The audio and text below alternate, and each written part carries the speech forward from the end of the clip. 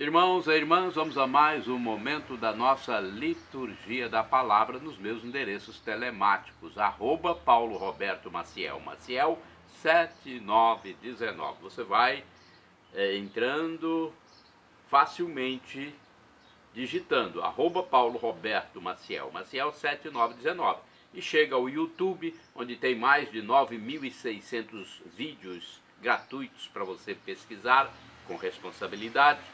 Tem também o blog com muito texto, tem o Facebook e o Instagram. Eu transmito sempre a liturgia para colaborar com meus amigos presidentes de celebrações. Neste vídeo temos a liturgia referente ao dia 3 de março de 2024, domingo, terceira semana da Quaresma. Estamos no ano B, em que se enfatiza mais o Evangelho de São Marcos. A cor dos paramentos litúrgicos é roxa, conforme eu estou exemplificando aqui, simbolizando. No rito da celebração temos a missa própria, com creio, prefácio próprio. Vamos então às liturgias, às leituras, melhor dizendo. Primeira leitura dominical da terceira semana da Quaresma em 2024. Leitura do livro do Êxodo, capítulo 20, versículos do 1º ao 17. Naqueles dias Deus pronunciou estas palavras: Eu sou o Senhor teu Deus, que te tirou do Egito, da casa da escravidão. Não terás outros deuses além de mim. Não farás para ti imagem esculpida, nem figura alguma do que existe em cima, nos céus, ou embaixo, na terra, ou do que existe nas águas debaixo da terra. Não te prostrarás diante desses deuses, nem lhes prestarás culto, pois eu sou teu Deus, um Deus ciumento. Castigo a culpa dos pais nos filhos até a terceira e quarta geração dos que me odeiam. Mas uso de misericórdia por 1000 gerações com aqueles que me amam e guardam os meus mandamentos. Não pronunciarás o nome do Senhor teu Deus em vão, porque o Senhor não deixará sem castigo quem pronunciar seu nome em vão. Lembra-te de santificar o dia de sábado. Trabalharás durante 6 dias e farás todos os teus trabalhos. Mas o 7º dia é sábado, dedicado ao Senhor teu Deus. Não farás trabalho algum, nem tu, nem teu filho, nem tua filha, nem teu escravo, nem tua escrava, nem teu gado, nem o estrangeiro que vive em tuas cidades.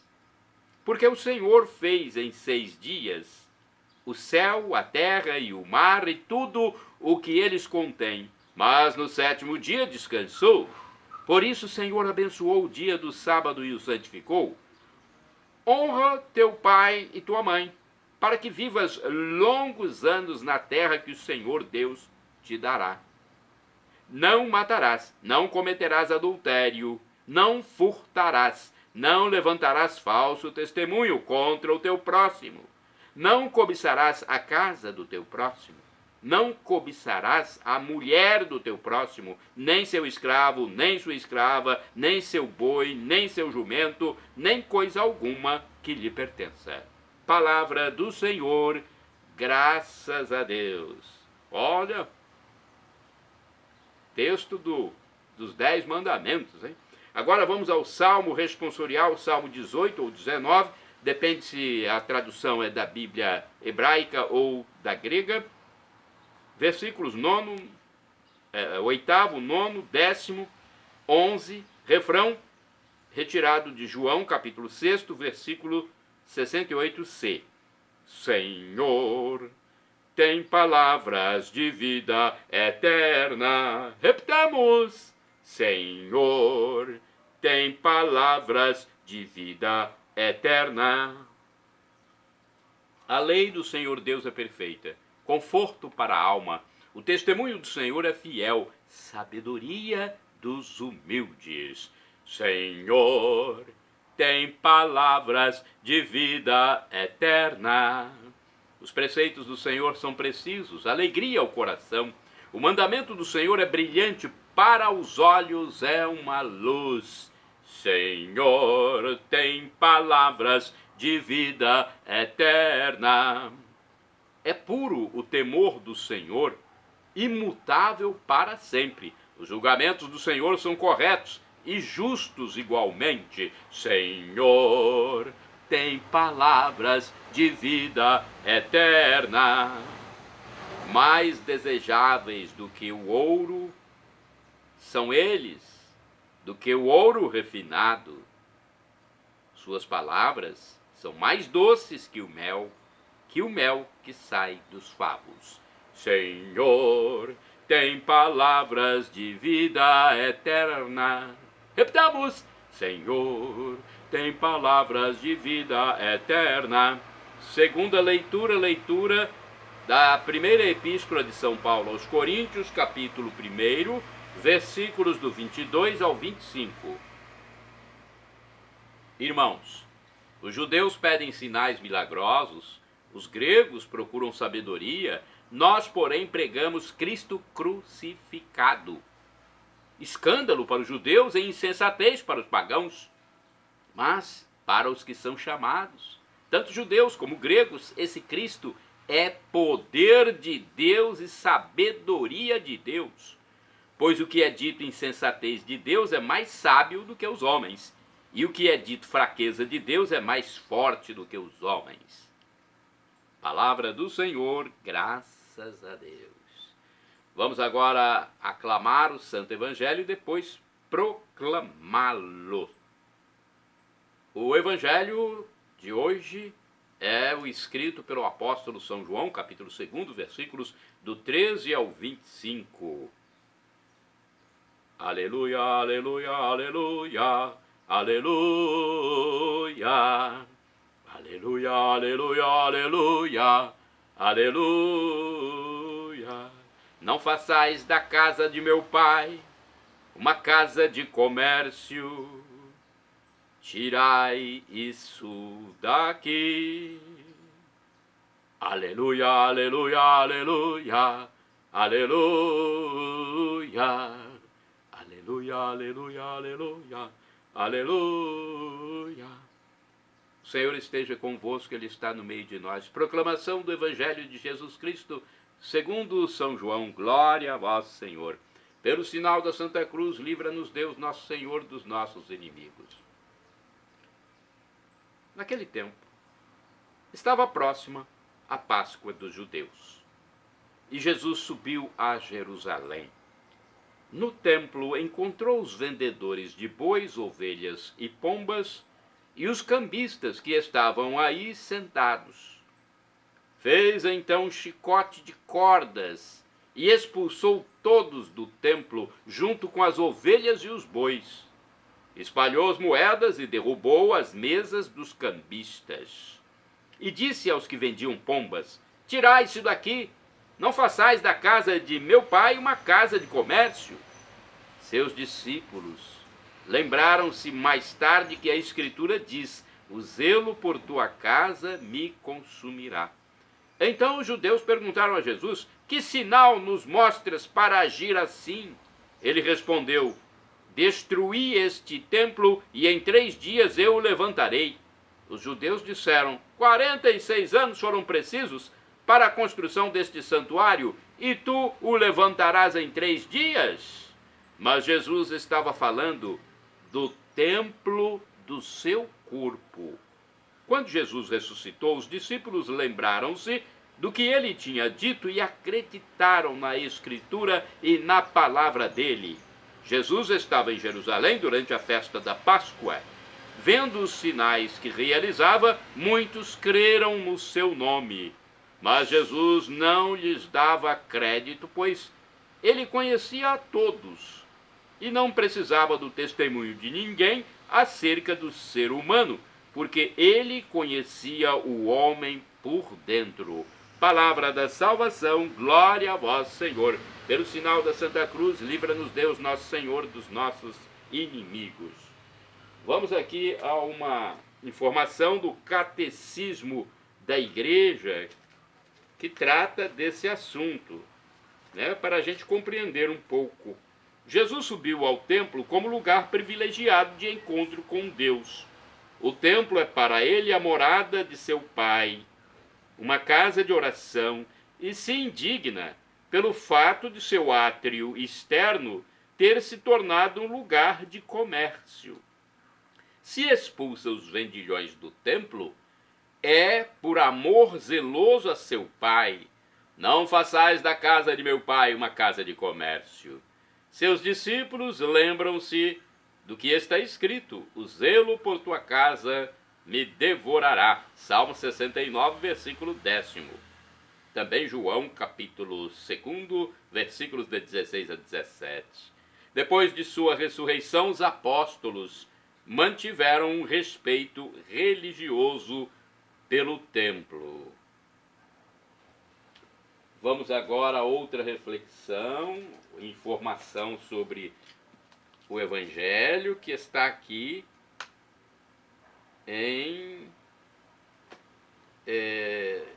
na edição pastoral da Bíblia Sagrada 1990. Vamos lá. Para os judeus, o templo era lugar privilegiado de encontro com Deus. Aí se colocavam as ofertas e sacrifícios levados pelos judeus do mundo inteiro e formavam um verdadeiro tesouro administrado pelos sacerdotes. A casa de oração se tornara um lugar de comércio e poder disfarçados em culto piedoso. Expulsando os comerciantes, Jesus denuncia a opressão e a exploração dos pobres pelas autoridades religiosas. Predizendo a ruína do templo, ele mostra que essa instituição religiosa já caducou. Doravante, o verdadeiro templo é o corpo de Jesus, que morre e ressuscita. Deus não quer habitar em edifícios, mas no próprio homem. Temos outra reflexão do anuário Folhinha Sagrado Coração de Jesus. É um texto do Frei Jean Paulo Andrade, franciscano, baseado em João, capítulo 2, versículos do 13 ao 25. O tempo quaresmal nos convoca à conversão. No evangelho deste domingo, Jesus acentua a dimensão orante que o ser humano deve conservar. Podemos rezar no quarto, no trabalho, enquanto caminhamos. Nada melhor, porém, do que o espaço sagrado para a oração, o templo, a igreja. No santuário nos sentimos mais próximos de Deus e nos sentimos ouvidos. É o espaço da graça e do encontro com o Pai. A profanação desse lugar nos machuca. Jesus, no Evangelho, expulsa os cambistas que usam do templo para comercializar. Podemos aprender a respeitar ainda mais nossos espaços de oração, nossas igrejas. Mas podemos aprender também a rezar mais, fazendo do nosso corpo um espaço sagrado, a ser respeitado e cuidado. Agora vamos aos santos do dia, nesse terceiro domingo da semana da quaresma, né? Terceiro domingo da quaresma, iniciando a terceira semana da quaresma. Vamos aos santos, porque os santos são exemplos para que nós os sigamos. Assim como São Paulo é um santo, e ele disse: faça como eu, porque eu sigo aquilo que Cristo mandou. Né? Imite-me, porque eu imito a Cristo, disse São Paulo, mais ou menos assim. Santo do dia 3 de março, São Marinho e Santo Astério foram mártires. Marinho e Astério foram militares da Palestina no século III. Santo do dia 3 de março, outro santo do dia 3 de março. Vou passar para vocês Santo Anselmo de Nonantola. Santo Anselmo aqui foi um abade do ano 803, quando faleceu. Ele renunciou ao ducado de Friuli para ingressar em um cenóbio. Fundou em Nonantola, na Itália, um hospital para peregrinos e um mosteiro, do qual se tornou abade. Santa do dia 3 de março, Santa Cunegundes. Ela foi imperatriz. Cunegundes faleceu entre 1033 e 1039. Não se sabe a data exata. Cunegundes foi casada com Henrique de Baviera, imperador do Sacro Império. Fundou mosteiros, construiu igrejas e favoreceu a evangelização. Após a morte do marido, ela ingressou num dos mosteiros por ela fundados, onde morreu santamente. Santa do dia 3 de março é Santa Teresa Eustóquio Versari. Foi virgem e faleceu em 1852. Santa Teresa Eustóquio Versari foi fundadora da Congregação das Filhas do Sagrado Coração de Jesus. Isso aconteceu em Bérgamo, na Itália. Santa do dia 3 de março, Santa Catarina Dreschel. Foi virgem e faleceu em 1955. Santa Catarina Dreschel foi fundadora da Congregação das Irmãs do Santíssimo Sacramento. Isso aconteceu na Filadélfia, nos Estados Unidos. Ela trabalhou para a educação de índios e negros. Santo do dia 3 de março, Beato Frederico da Frísia. Frederico foi abade, faleceu em 1175, foi pároco de Haarlem, na Holanda. Frederico da Frísia depois se tornou abade do mosteiro premonstratense de Mariengard. Santo do dia 3 de março, Beato Pedro Jeremias, que foi presbítero, faleceu em 1452. Presbítero significa padre ou sacerdote. É o nome oficial do padre ou sacerdote, presbítero. Ele foi um religioso dominicano que, confirmado por São Vicente Ferrer na pregação, consagrou-se totalmente à obra de salvação das almas. Pedro Jeremias faleceu em Palermo, na Itália. Santo do dia 3 de março é o Beato Jacobino de Canepati, religioso, faleceu em 1508. Jacobino foi irmão leigo carmelita do mosteiro de Vercelli, na Itália. Santos do dia 3 de março, Beatos Liberato Reis, Samuel Morzarat, retificando, Samuel Marzorat e Miguel Pio Fazoli da Zerbo. Presbíteros e mártires, faleceram em 1716. Liberato Reis, Samuel Marzorat e Miguel Pio Fazoli da Zerbo. Foram religiosos missionários franciscanos lapidados em Gondar, na Etiópia, ou seja, foram mortos. Santo do dia 3 de março, Beato Pedro Renato Rogue. Foi um presbítero e mártir, faleceu em 1796. Pedro Renato foi um sacerdote lazarista martirizado durante a Revolução Francesa. E por que aconteceu a sua morte? Porque ele recusou a Constituição Civil do clero. Shalom Adonai é uma expressão hebraica que significa a paz de Deus. El Shaddai, também do hebraico, significa Deus Todo-Poderoso, Ele proverá aquilo que você deseja, se for para o seu bem. O professor e escritor de mais de 100 livros da Igreja Católica, Felipe Rinaldo Queiroz de Aquino, diz que Deus pode nos dar uma dessas três respostas: sim, não ou espere. Ele passou essa informação no canal do YouTube, onde responde às nossas dúvidas. Sim, não ou espere. O professor Felipe explicou que Deus quer o melhor para nós. E até um não é a melhor coisa, porque ele é nosso pai. No aramaico, Abba, papaizinho do céu. Nosso divino Pai eterno, nosso Pai das misericórdias, como diz São Paulo, apóstolo. Então, até na terra, o pai, quando dá um não para o filho, é porque quer o melhor para ele. Eu recebi muitos nãos e fui descobrir que era melhor para mim aquela resposta só anos mais tarde.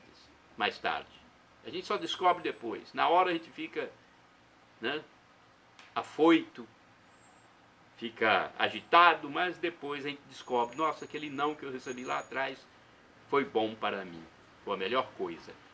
E agora do aramaico eu clamo Maranatá, como dizemos nós católicos, ou Maranata, como dizem nossos irmãos separados, os evangélicos ou protestantes, não importa, a pronúncia e o significado é o mesmo. Vinde, Senhor Jesus, um dia ele voltará, será a parousia.